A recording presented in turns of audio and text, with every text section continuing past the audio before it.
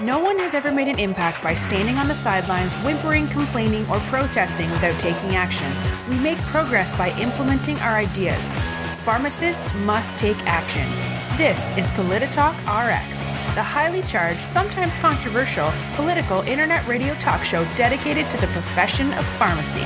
The policies that shape our healthcare system are complex, and pharmacists, pharmacy professionals, and industry stakeholders must have a seat at the table to participate in conversations, discussions, and debates, which lead to actions that drive change supporting the profession of pharmacy. This podcast is intended to shake up the status quo and promote change to promote the profession of pharmacy while advocating for better patient care delivered by pharmacists. PolitiTalkRX is part of the U.S. healthcare system's largest and most influential network of podcasts dedicated to our profession, the Pharmacy Podcast Network. Hey, it's Todd Urey, founder of the Pharmacy Podcast Network. I'm thrilled. I have been wanting to put together a show dedicated to professional pharmacy, as well as other healthcare providers, about politics, about policy, about our industry specifically. It's been hard to find the right person to partner with, but I met an amazing guy over a year ago, Dr. Scott Kjelson.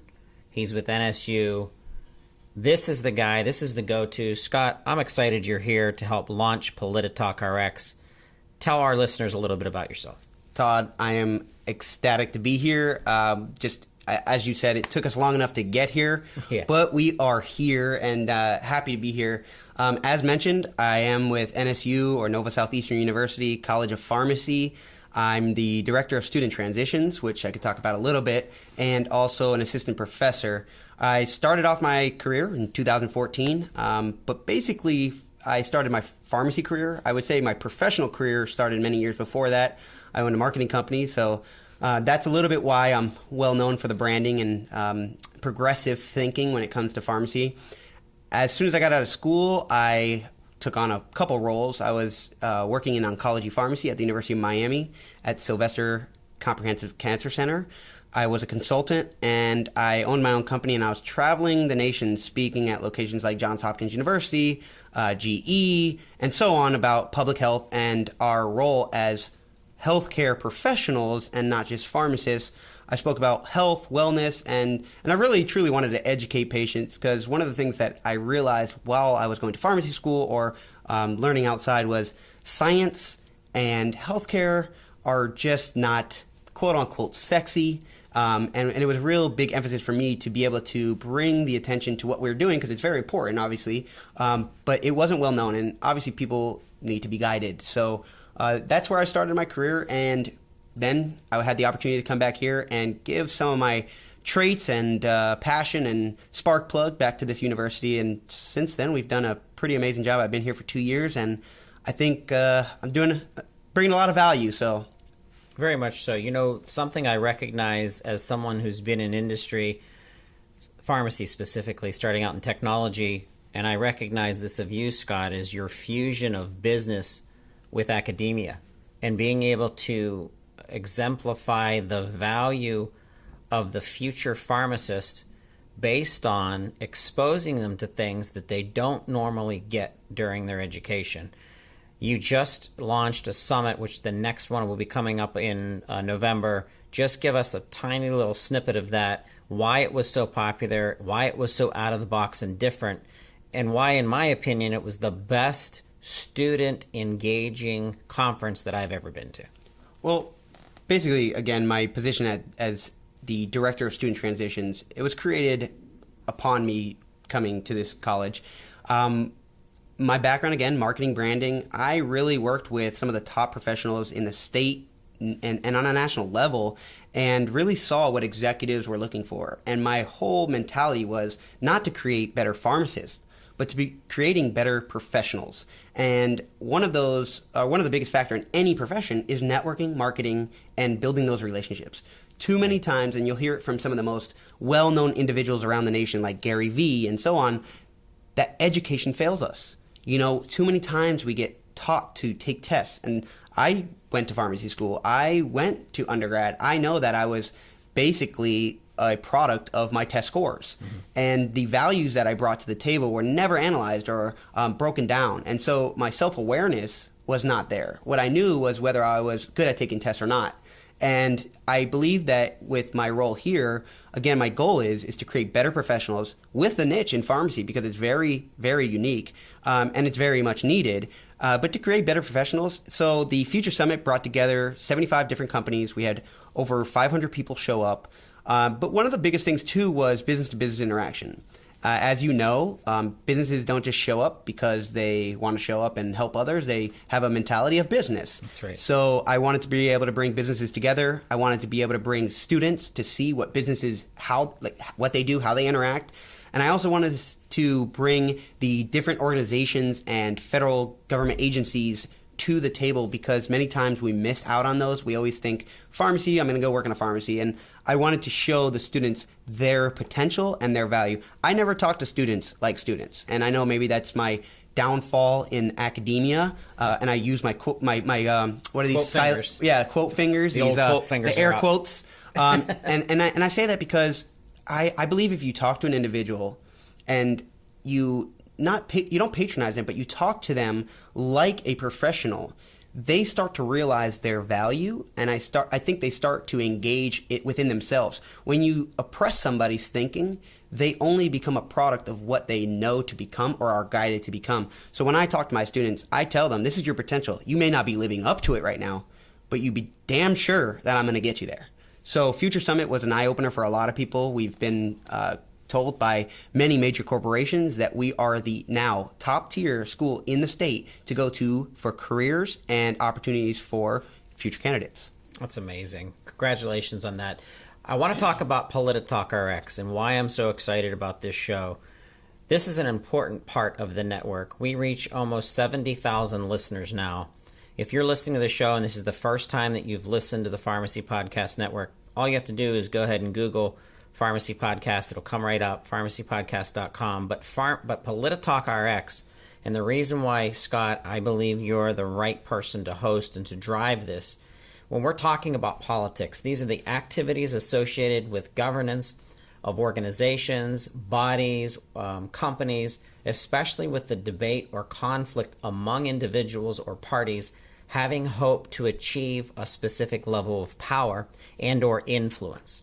So that's the crux of what is PolitiTalkRX. Now we can dive into the verticals of what we're going to be talking about, and we're certainly going to review that with Scott. But if you're listening to the show and you are passionate about PBMs, drug prices, the opioid epidemic, certain politicians in your region from a state perspective, a local perspective, access to care, transparency in this entire ball of goo that is the healthcare policy industry and the changing of the guard and what happened from Obama to Trump and the ACA. And I mean, there's so much that we can review and talk about. But guess what?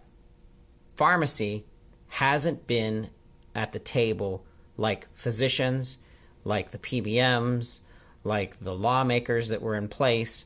This show is nothing but pharmacy-focused healthcare policy discussions and what is the future of pharmacy and what is the future of politics in pharmacy. I know people say, Scott, and I'm not against politics. I love politics. I love debating. I love debating two sides of and we have to make sure we do have both sides. But it's important to get both sides so that we can meet somewhere in the middle, and that's just it. We have to meet in the middle to get stuff done. So give us your view of PolitiTalkRX and what you'd like to actually bring to the show, Scott. Well, when you and I started our discussion about PolitiTalkRX, I think the biggest fear we had is that people were going to take this show as very politically driven and too dense. And our goal is to make it fun, exciting, right, and really soft so that people can understand the system. I've always said this, and I continue to say this. I teach my students, and I say it within every meeting. If you do not understand the system, you only become a product of it. Right. And so, and that's truly what it means. I mean, I don't want to create a staff pharmacist. I want to create the best professionals within that pharmacy. I also want to create better, like I said, professionals, but I want to create individuals that are going to be focused not just on pharmacy, but more so on public health. the world of politics is a big game. And if you know how to play it, you will be very good in your end results and outcomes. And I think that too many times we're very passionate, but we don't know how to play that game, and we end up losing. So one of the initiatives here for our show is to bring on the most educated experts in their areas and to really bring their information to the limelight and really help people understand what it is that they're trying to convey, what's being done today, and also try to help some of our legislators, lobbyists, and our constituents of those individuals understand it as well. I'm a public health servant. I'm not a pharmacist. I'm a pharmacist by title, but I'm a public health servant. So anytime I have an opportunity to work on public health and be at the forefront of that initiative, as you saw with my experience with the opioids, with the medical marijuana, or as let's be politically correct here, since we're on medical cannabis. Yes, medical cannabis. It's really about bringing it to the limelight, and medical cannabis is a perfect example. Too many times we talked about how it shouldn't be medical, but many times our pharmacy organizations didn't prepare for it to happen. Right. And I always think that I have a motto that you expect the best, prepare for the worst. You want to expect the best by your efforts and the things that you put forth, but prepare for it if it doesn't happen. And I think we've missed that mark many times in our pharmacy profession, and then we go back and complain. Right. And we sit in this complacency bubble, and I see individuals complaining about their jobs and corporations, this and that. It's your fault. Yep.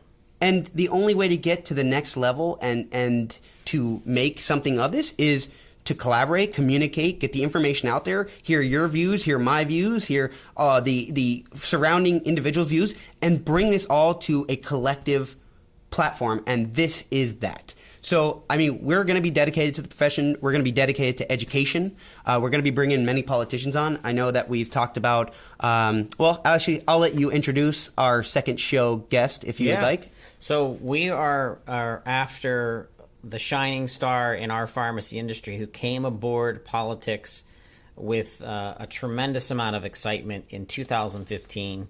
Buddy Carter with the great state of Georgia, 1st Congressional District. Buddy has been an advocate to bring pharmacists a seat at the table. However, he's doing everything that he needs to do to serve his constituents. So, Buddy, we're definitely going to have you on the show. Also, Shane Reeves. If anybody knows Shane Reeves and his background with regards to his 12 Stone organization, 12 Stone is a consultancy group that works in long-term care and senior care pharmacy. And Shane he's a brand new politician, brand new for the state of Tennessee as state senator, definitely a target. We're gonna be talking with people who command payment models. I want to bring on people from CMS in our government. I want to bring on pharmacy CEOs who are running our state associations. Between the both of us, Scott, we know probably at least half of them, if not more. So if you're listening to the show and you have a show idea or even a politician that you have a personal relationship with that you know would be a good provider of information, please send us information. Send it to publisher@pharmacypodcast.com. Once again, that's the word publisher@pharmacypodcast.com. Scott, this is bigger than just, like you said, this is bigger than politics. This is us setting the stage to get people talking about and discussing things in their places of work, but to be educated so that when you do talk about it, you actually have good resources of information to actually provide your own ideas, which is extremely important, but also be intelligent about it. Well, it's funny because anytime I argue with somebody, whether it be on Facebook, as we all like to do, or in person about a certain policy, my first question is, have you read the bill? Right. And 99% of the time, if not more, they have not.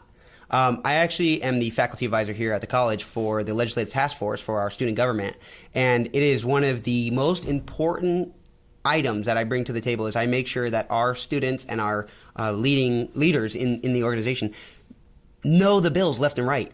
too many times we see these campaigns and these negative ads against certain bills because they're not in agreement, or they this big, again, my air quotes, we're going to lose our jobs, rather than we're going to transfer our responsibilities. And I think that when we look at the big Amazons, the pill packs, and more even controversial subjects, we need to understand the policies and how they exist. I know you and I were just talking about, for instance, and I love topics like this, by the way. So if you don't like controversial topics, please don't listen. That's right. But if you're very interested in understanding what's going on and you're not scared to face the facts, this is the show for you. This will be the show for you, because at the end of the day, you will be empowered to have a voice as well. We invite you to come on. We invite you to talk. We invite for your feedback as well. But we will be talking about things like my favorite, birth control. For one, you have a group of individuals, whether it be physicians or not, that don't believe pharmacists should be prescribing birth control to begin with. Yet we sell Plan B over the counter down the aisle, and I don't see anybody taking 20 packs of that and overdosing anytime. Right. But I'd rather have a pharmacist explaining to a individual that's interested in taking it properly, having access and that education in their face. But we'll also be talking about the pharmacist, like the Walgreens pharmacist denying the woman for miscarriage medication because it goes against their ethics. Now, Walgreens, definitely, this is nothing against Walgreens, and I can tell you Walgreens is a major partner and innovating a lot of pharmacy space right now, especially with their online chat, and I love what they're doing in politics. They're really helping with the opioids epidemic, so give them a full bunch of credit. But there's always going to be bad apples. Yep. And bad apple pharmacists. So, the ACLU just did a case on an Arizona pharmacist that also denied an individual for birth control and or miscarriage medication. Listen, I believe strongly, you are in healthcare. Your job is to deliver healthcare. Right. Your job is not to deny access. And to be honest with you, if you think that's your job, you need to leave this profession. You need to go home and figure your life out, because we are here to deliver healthcare. So find a different area, find a different job. That's what I say, because I am here to deliver healthcare. I'm here to deliver public health. So I'm not going to be shading away from the soft or the hard topics to discuss. We are going to be tackling them with our experts and with individuals that are just as passionate as I and Todd you are. Yeah, and you know what? That's a good point, Scott. So we want our audience to know there's always two sides of a topic. So if you ever hear something on PolitiTalkRX that you want to voice, or you want to bring someone else that might be an expert to the subject, hey, we can come back to that podcast. As a matter of fact, we're teaming up with Helium Radio that's going to make us actually internet radio station, which is incredible. And we're going to be able to open up phone lines to this show when we're recording live to interact with our audience. So that's something else that I want our listeners to know. You're going to become part of the PolitiTalkRX show if you want to be. But be ready to think outside the box, and be ready to think hard, and be ready to bring good information, because this is the place to challenge that. On the Pharmacy Podcast Network, this is the podcast about healthcare and pharmacy policy and what it means for the future of our industry. Well, what is the future of pharmacy? One thing that you did talk about is giving people the voice, right? Giving them an opportunity to talk. I think too many times there's pharmacists, and I talk to so many different types of pharmacists, so I won't isolate any, but that have no time to go up to legislation, that have no time to reach out to your legislator, despite it being easy, I will say, but I understand. Your job, 40, 50, 60 hours a week.